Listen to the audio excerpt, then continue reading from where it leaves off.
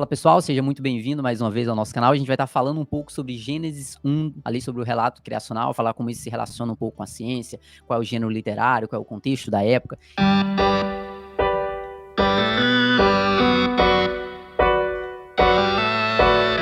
E para estar falando sobre isso, eu trouxe alguém que sabe um pouquinho mais do que eu, né? Pelo menos a respeito desse tema.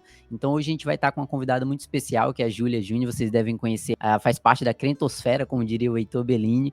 Primeiro eu vou passar a palavra para ela que ela se apresente, fale de que igreja ela é, qual o contato que ela tem com a teologia e por que esse tema, a Gênesis, chama tanto a atenção dela, que muitas vezes eu vejo que ela posta ali no Twitter conteúdos relacionados à Gênesis e à relação fé e ciência. E eu passo a palavra para a Júlia. Fala um pouco, Júlia, sobre de que igreja tu vem, qual é um pouco da tua tradição teológica e por que esse tema chama a tua atenção. Eu sou da igreja presbiteriana, cresci na igreja, né? A minha igreja, eu sou muito grata a eles por terem me dado apoio ao longo da minha vida toda, sabe? Para crescer na fé e tudo mais. Eu acho que faltou na minha formação foi justamente a questão de uma ponte, digamos, entre o que a gente via na igreja e o que a gente via na escola, o que a gente via em outros locais. E assim como acontece com muitos adolescentes, cheguei, digamos, a uns 13, 14 anos, eu comecei a ter crise de fé, né? E uma parte grande disso daí foi justamente a questão científica, a questão da teoria da evolução, como eu iria conciliar o que eu estava lendo lá na Bíblia, que eu estava acostumada a uma interpretação muito literalista, no sentido rígido. Eu simplesmente não tinha as ferramentas necessárias para sustentar os dois. Então, eu acho que Deus me protegeu, né? De certa forma, eu decidi, não, eu vou continuar acreditando no que eu sempre acreditei, fingir que a ciência não existia. Mesmo com dúvidas, né? E continuei em frente. Mais tarde, isso foi piorando, né? Então, peguei o ensino médio, entrei no curso de engenharia. Durante o curso de engenharia, já tinha uma questão muito grande de ciências exatas, né? E eu tinha muitos colegas meus que cursavam biologia e tudo mais. Eu estava vendo um problema muito grande de apostasia de uns, né? E outros, assim, desistiam do curso, outros sofriam muito. Assim, crises grandes que eram causadas por isso, né? E aí, Deus, ele me guiou para ir para uma conferência ABC2, do pessoal da ABC2. Lá eu ouvi uma coisa de um físico, me fez refletir melhor, entendeu? O que ele disse foi que, ele não entendia tudo da física quântica.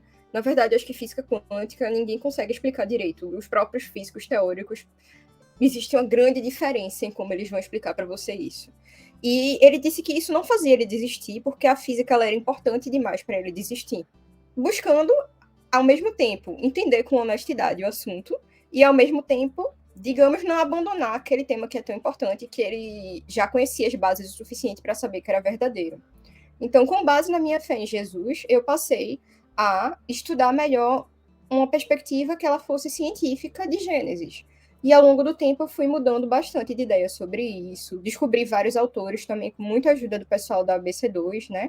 Que eu recomendo muito, que tem um vídeo do John Walton sobre O Mundo Perdido, de Adão e Eva, que para mim é exatamente.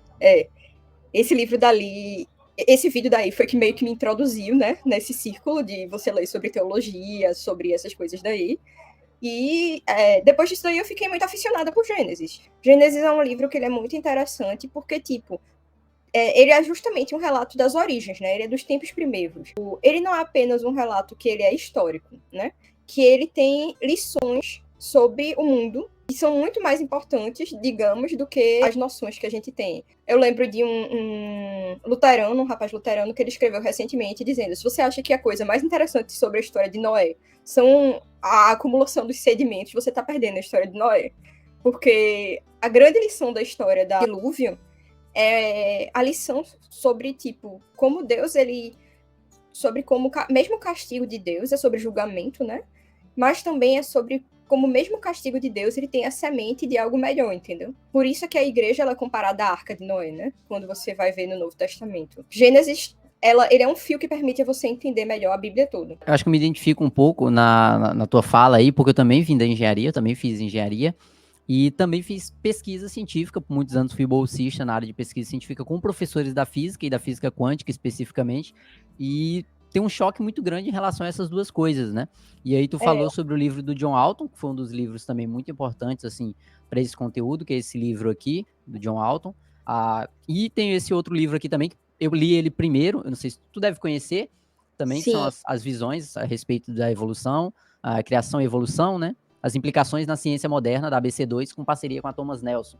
E aí, pegando bem o gancho que tu falou a respeito de literalidade e tal, e tu vem da igreja presbiteriana, posso estar falando algum engano e aí você me corrija, tradicionalmente, pelo menos os presbiterianos que eu conheço, leem Gênesis 1 de uma forma mais literal. Primeiro o texto é literal, de fato, ele exige isso. E qual é o objetivo desse texto? Quando a gente olha para Gênesis 1, tu falou que é claro que fala sobre ele a origem das histórias primeiras e tal. Gênesis 1 ao 11 ali a gente vai ver que fala sobre essas primeiras histórias no geral, né? Principalmente 1, 2 e 3 vai falar sobre o relato da criação, sobre Adão e Eva.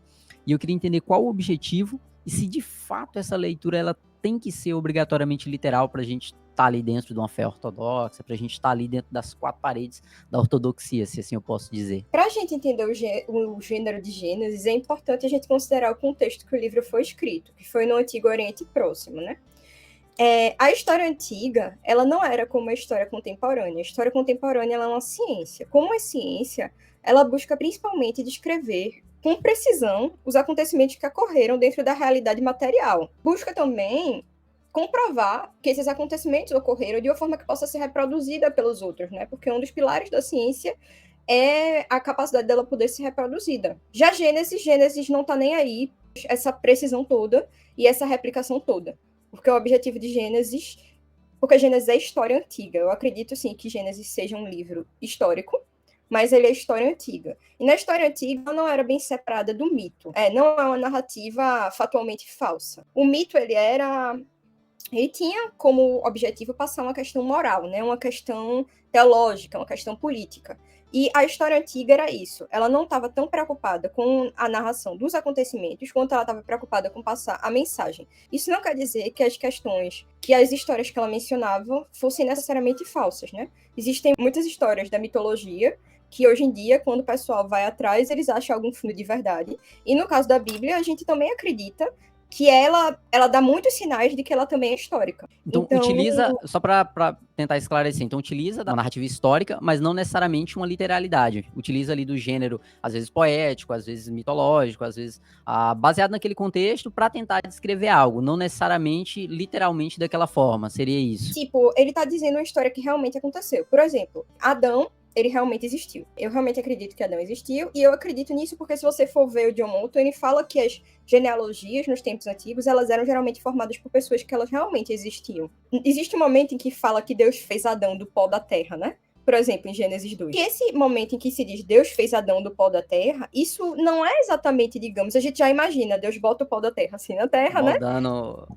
Molda Adão, sopra e pronto, Adão virou um ser vivente. Só que, na verdade, isso é uma descrição das origens do homem, entendeu? Não necessariamente se deu dessa forma.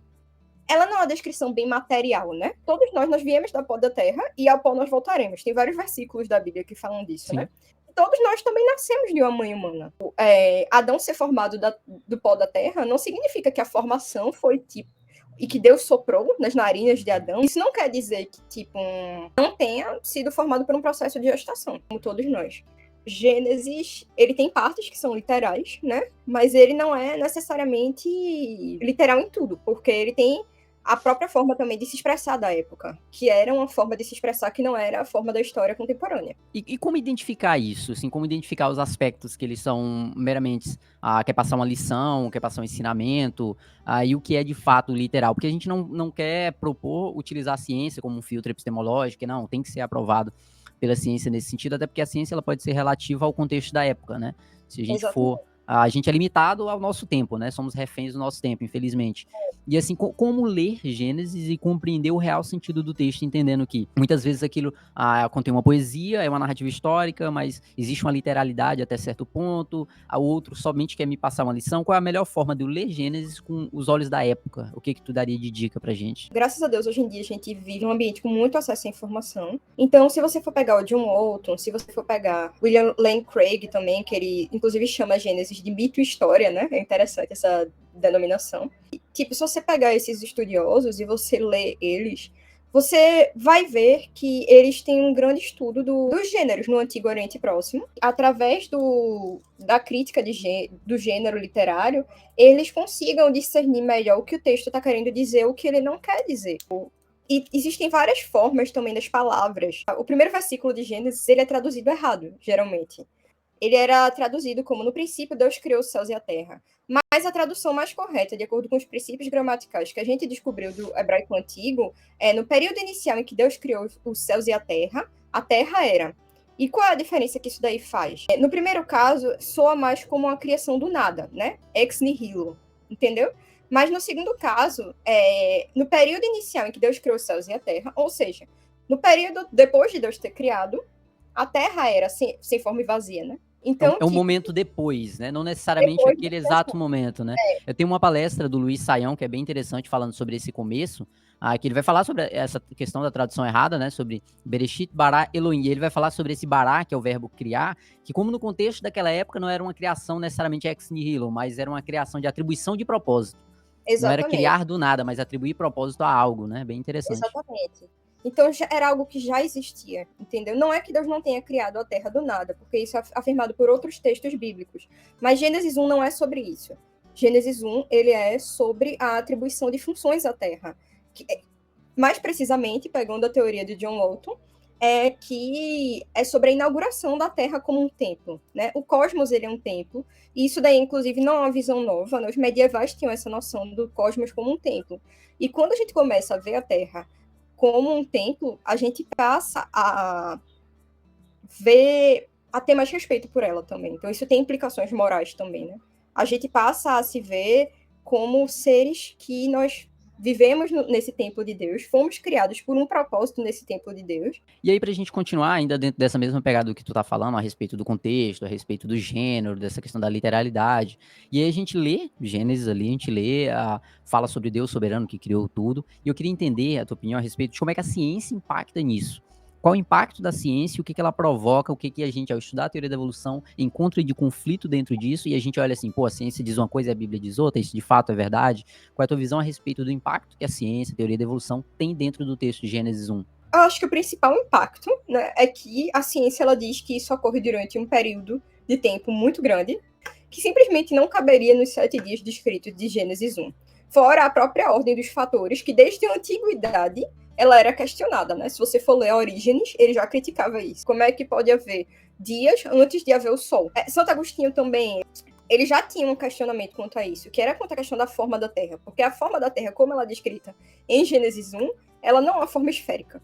Por isso é que, tipo assim, se você fosse absolutamente literalista, você vai acabar virando terraplanista. Então, tu tá dizendo que a discussão sobre a literalidade de Gênesis, ela é antes de Darwin. Muito ela não tem a ver necessariamente com a discussão da teoria da evolução, ela já vem antes disso, né? Interessante. Sim, a teoria da evolução, ela só fortalece essa discussão, né? E é importante dizer que Santo Agostinho, que essas pessoas, eles tinham fé na Bíblia completa, entendeu? Porque é uma acusação comum em relação às pessoas que elas não veem Gênesis como plenamente literal, ou qualquer outro texto. São liberais, né?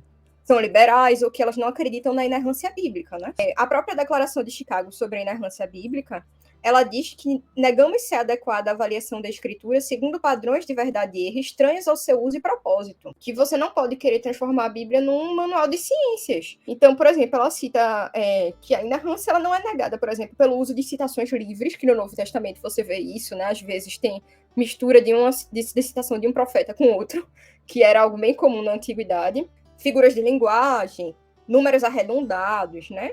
Quando eu digo para você, o time acabou de passar, tá em 38 minutos do segundo tempo, tá em 38 minutos e 31 segundos. Se eu disser que tá em 38 minutos do segundo tempo, eu não tô mentindo para você, eu tô arredondando, né? Porque tô vendo 38 minutos ali. Então, a Bíblia, ela, por exemplo, em Josué, quando você vai ler Josué, tem uma parte em que ele diz: Josué conquistou toda a terra e matou todos os reis. Pouco depois, ele pega e diz assim, ainda falta muita terra para conquistar, né? Logo depois, ainda falta foi muita toda terra. Ou não foi, né? Como assim? Foi toda ou não foi? A Bíblia ela usava essa hipérbole, que também era uma convenção antiga, né? Para enfatizar o fato de que as promessas de Deus elas tinham sido cumpridas com Josué, né? Certo, então assim, de modo geral, a gente até pode encontrar pontos de conflito quando a gente for discutir, estudar a teoria da evolução mais para fundo e tal, mas não necessariamente está envolto com a questão da literalidade do texto. Esse não seria o problema, ler o texto de forma metafórica, de forma alegórica, respeitando, claro, doutrinas fundamentais, não seria um problema ler o texto de forma alegórica. Seria isso que você quis dizer? Eu não acho que seria um problema interpretar o texto de acordo com o contexto histórico dele e de acordo com o gênero literário dele. Eu acho que isso daí é mais respeitoso ao texto do que você tentar impor ao texto os conceitos científicos modernos. Porque você está respeitando o contexto dele, né? É que nem você falou, ele já era discutido sobre a literalidade muito antes da teoria da evolução, né? Não é algo estranho ao texto, como o Victor Fontana como costuma dizer, que ler Gênesis de forma metafórica muitas vezes não é estranho ao texto, mas é o que o texto pede. Tem algumas discussões mais específicas sobre doutrinas fundamentais, como historicidade de Adão, queda, etc., que eu vou até deixar um card aqui no vídeo, que tem outro vídeo aqui no canal que eu falo especificamente sobre queda, especificamente sobre a Imago Dei, sobre historicidade de Adão e Eva em Gênesis. Então vou deixar o card aqui para vocês darem uma olhada e aí dar uma aprofundada ainda mais nessa discussão. O que isso, essa questão da ciência, da evolução, de ler Gênesis dessa forma, pode impactar na nossa compreensão a respeito do problema do mal, a respeito de características e atributos de Deus? Qual é a consequência que isso traz? Tu acha que perde alguma coisa na ortodoxia da fé ou pelo contrário? Não, pelo contrário. Eu acho que você passar a ler Gênesis de uma forma histórica, ele fortalece a ortodoxia, né? Porque além de evitar essas crises de fé que levam tantos jovens para a apostasia, né? Você também passa a ter explicações mais convincentes para determinadas coisas. Por exemplo, a gente fala geralmente dos criacionistas quando a gente fala de pessoas que leem Gênesis muito literalmente. Mas às vezes pessoas que são evolucionistas teístas ou criacionistas evolutivas, né, que os dois termos são usados. Por exemplo, quando a gente vai falar de Adão, também há problemas quando você considera que Adão tenha vivido no Neolítico, como alguns pensam, né? Antes de Cristo. Quando eu penso isso daí, eu também... Num período muito próximo, né, nesse sentido? Um período muito próximo, muito recente, né? Uma história muito recente.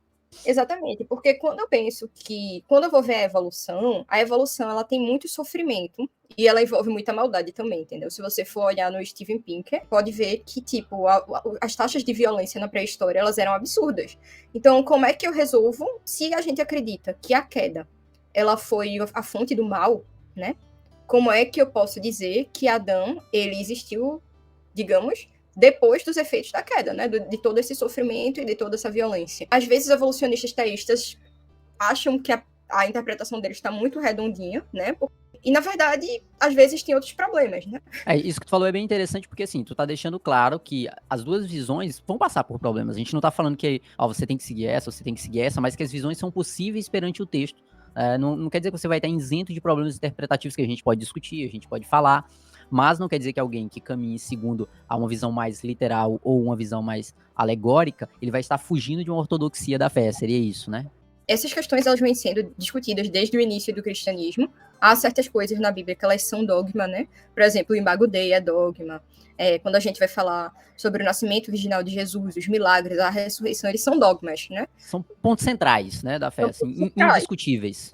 Exatamente. Mas, assim, se a gente vai discutir, digamos, se os 7 dias eles são uma alegoria, se eles são funcionais, se eles são materiais, se houve uma transformação no corpo de Adão e Eva e em toda a criação quando eles foram expulsos do paraíso, né? Que é essa questão do alterismo. Se todas essas coisas aconteceram, isso faz parte da liberdade cristã, a gente discutir. Não impactaria de nenhuma forma uma doutrina fundamental, né? Não impactaria a expiação de Cristo na cruz, não impactaria em nada que abalaria a nossa fé de uma forma ortodoxa, né? Bem interessante esses pontos. Eu acredito que teria muito mais coisas pra gente falar a respeito disso, entrar mais especificamente. Quem sabe outro vídeo a gente pode até falar especificamente sobre a questão do problema do mal mais aprofundado, sobre visões específicas, né, sobre algumas visões possíveis, por exemplo, como o livro retrata a respeito de Adão e Eva em um período mais próximo, Adão e Eva num período mais antigo, Adão e Eva literal, Adão e Eva como figuras alegóricas, tem diversas situações, e no que isso impacta dentro da nossa fé, vou deixar o card aqui de outro vídeo para você acompanhar, mas teria muita coisa pra gente entrar, só que ficaria muito longo o vídeo, mas eu acho que, assim, de maneira geral, a gente explanou bem a respeito de qual o objetivo de Gênesis, quais são as visões possíveis que a gente pode ler Gênesis e por quê, né? A Júlia explicou muito bem aí por que a gente pode também ler Gênesis de forma alegórica até certo ponto, sem negar uma doutrina fundamental, porque o texto permite isso e porque o texto, muitas das vezes, aparenta ser isso que ele quer, aparenta ser a forma como ele foi escrito para ser lido, de acordo com o contexto da época, com o público da época, é isso que ele nos remete. Então, eu espero que tenha ficado claro. Qualquer dúvida você pode deixar aí no nosso comentário, você pode compartilhar esse vídeo para alguém que gosta desse assunto, e assim como eu, assim como a Júlia, muitas vezes faz parte de uma engenharia, faz parte de uma exatas e tem conflito com essa discussão a respeito da ciência, para a gente poder aprofundar um pouco e ter dúvidas, faz parte, eu acredito que faz parte da caminhada cristã, mas elas, desde que elas nos levem para mais perto de Cristo, esclarecendo a luz da palavra e compreendendo que Cristo nos amou e por isso ele morreu para nos salvar. Amém? Pois é. Então, Um minutinho. pode falar, Júlia, para finalizar aí? Pode passar a palavra para você. Falar duas coisas. Uma é que, tipo, eu não cheguei a me formar em engenharia, eu cursei, depois eu passei para direito, né? Então, como assim? Dois polos. Exatamente. Essa questão da evolução não foi de forma alguma decisiva para a desistência do curso, teve mais a ver com o fato de que eu não conseguia me ver trabalhando na área, mas assim, é só para o pessoal que já sabe que eu atualmente atuo em direito, não ficar meio estranho. E a outra coisa que eu queria falar, eu queria agradecer muito porque você chamou aqui e a gente pôde discutir sobre isso, que é um assunto extremamente importante. E queria fazer um apelo para o pessoal que, se vocês têm jovens na sua igreja, principalmente jovens entre 13 e 18 anos, que são adolescentes, né? Vocês busquem conversar com eles sobre essas questões, entendeu? Vocês não, digamos, Não ignorem dúvidas, né? Não ignorem dúvidas, porque o fato é que quase toda a apostasia ela acontece entre 13 e 18 anos hoje em dia, né? Essas são as estatísticas. Praticamente ninguém muda de religião depois dos 25 anos. Ninguém perde a religião depois dos 25 anos. Mas adolescentes e jovens, eles são muito vulneráveis. E, assim, mesmo os que permanecem cristãos podem sofrer muito, podem perder a fé, podem acabar virando realmente liberais. Perfeito. Que todo nosso conhecimento, toda discussão, ela venha servir para que, de forma prática, a gente venha auxiliar os nossos irmãos em Cristo a continuar na caminhada, né? Senão não faria nenhum sentido qualquer discussão levantada aqui, né? Então, agradecer a Júlia pela participação, muito obrigado, agradecer você que está assistindo, e até a próxima semana. E curte, comenta, compartilha, deixa o like, seja corpo, seja igreja, seja luz, e até a próxima.